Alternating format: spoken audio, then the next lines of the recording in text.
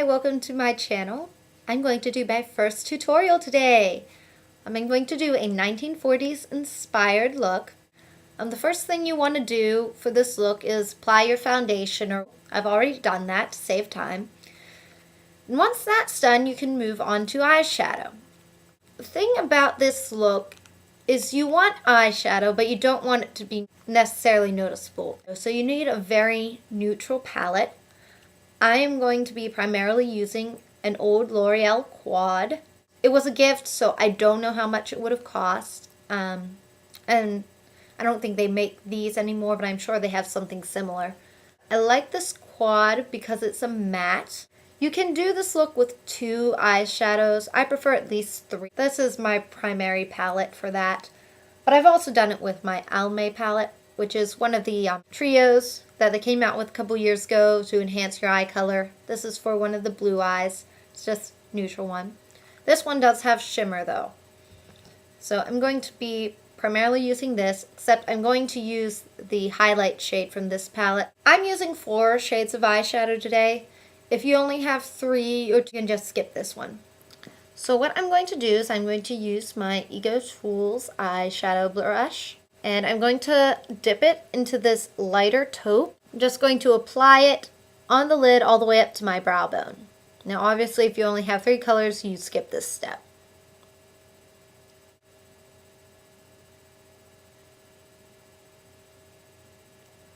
Okay, going to do this eye now, because you want to do both eyes, of course. I've got my base shade done.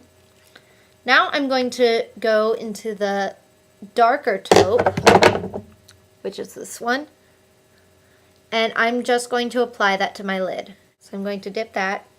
Oh, I got it on my computer. And then I'm just going to apply it to my lid up into my crease, which if you don't know where your crease is, that's this part right here. Your eyeball goes into your socket, but your brow bone hasn't quite started yet. I mean, it's kind of a graphic way to put it, but that's what it is. So I'm going to just apply this slightly darker taupe to my lid.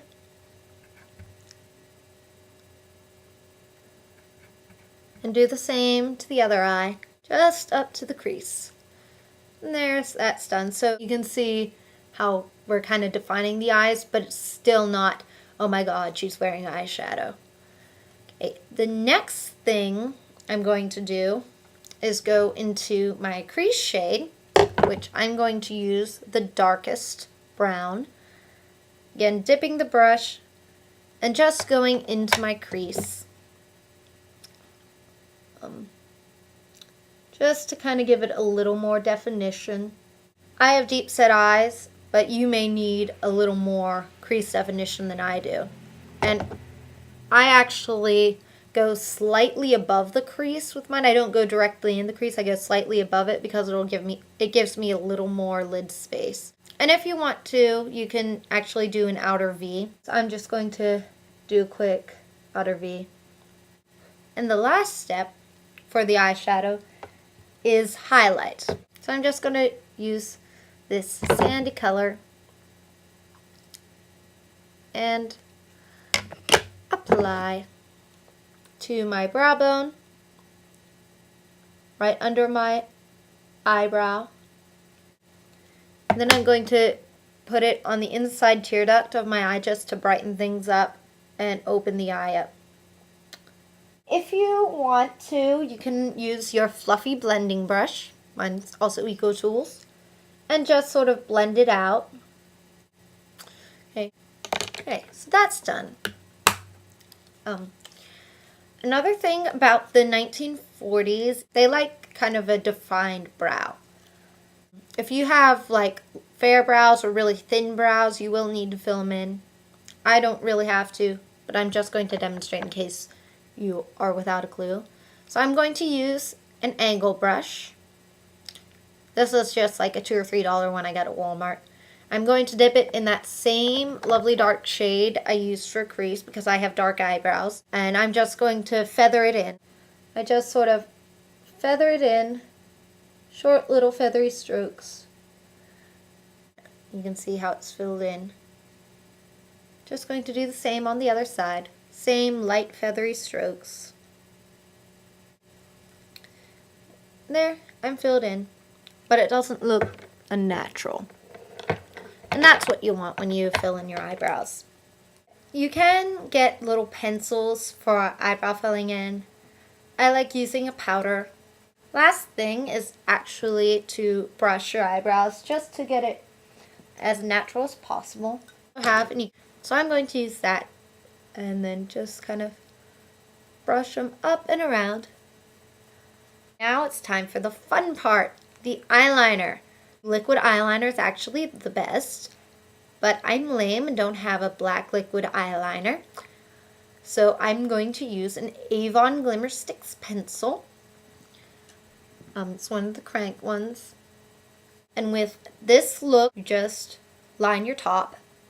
And you can actually do a tight line, which all you do for that, you take your eye and your eyeliner up into your lash lines from underneath and just kind of darken it. I'm not gonna work too hard at it because that would take time. Just sort of a slight demonstration of something you can do. Apologize for the lighting. Just to give it a slightly fuller lash line. Okay, and then the next thing you want to do is you want to go above your lashes. And you do want to wing it out just a little bit at the end. I'm actually going to try using myself in this little window I have here. Oh, this is weird because everything's going like the opposite way. But you just sort of line it. I have to use some hair, I'm sorry. Anyway, and you just sort of line it. I'm trying to make it so you can see it. Then you just make it a little bit thicker towards your outer corner. Not too much thicker. And then you wing it out just a little there. I don't know if you can see how it wings out a little bit. Okay, and then you do the same to the other eye. Again, wing it out on the outer corner. That one's not as good.